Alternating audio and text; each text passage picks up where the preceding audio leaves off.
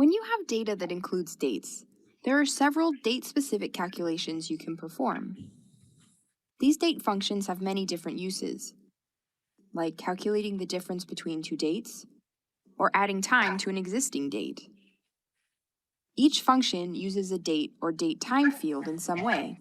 Either it's part of the input to perform the calculation, or the output is a date or date time field. In this lesson, we'll calculate the difference between two dates in student enrollment data. In this student enrollment data, we have two date fields, enroll date and end date. We want to know how many days each student was enrolled by calculating the difference between the two dates with a calculated field. Please use the hospital data to reproduce this activity. I'll open the calculation editor and name the field enrollment days. Then I'll use the drop-down menu to look at just the date fields. The date diff function jumps out right away as a function that finds the difference between two dates.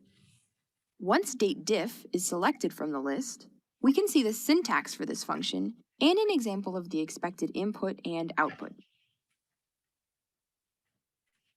To start this calculation, I'll double-click the function to bring it into the editor. Notice that the editor will prompt me for the appropriate syntax.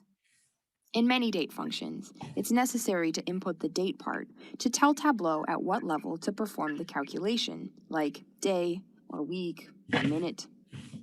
The date part is always singular, should be all lowercase, and wrapped in single quotation marks. If you need more information about what date part options can be used, you can open the Help menu to access online help. In our case, we want to calculate the amount of days between two dates, so our date part is day. After the date part, we'll add enroll date and end date by typing directly in the editor and selecting from the autocomplete list. Once I have those three components in place, Tableau will confirm that the calculation is valid. But let's make sure the output is what we were expecting.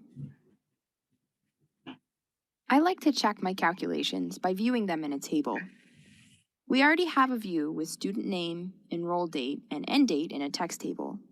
So let's add our new field, enrollment days, to text on the marks card to see the amount of days between enroll date and end date. Glancing at the output, it looks like we have the expected results. If we take a look at a specific student, Clara Chow, it looks like she was only enrolled for a week, and the calculation shows a difference of 7 days. Looks good. Now that we're confident in the calculation, we can use this in other, more visual views. Let's look at our enrollment over each of our programs. One thing to keep in mind when using this type of calculated field is whether you're using the type of aggregation you want. The aggregation will default to sum, but for this type of view, it makes more sense to see the average days of enrollment for each program. We can switch this by clicking on the field and switching measure sum to average. Okay, let's try this question.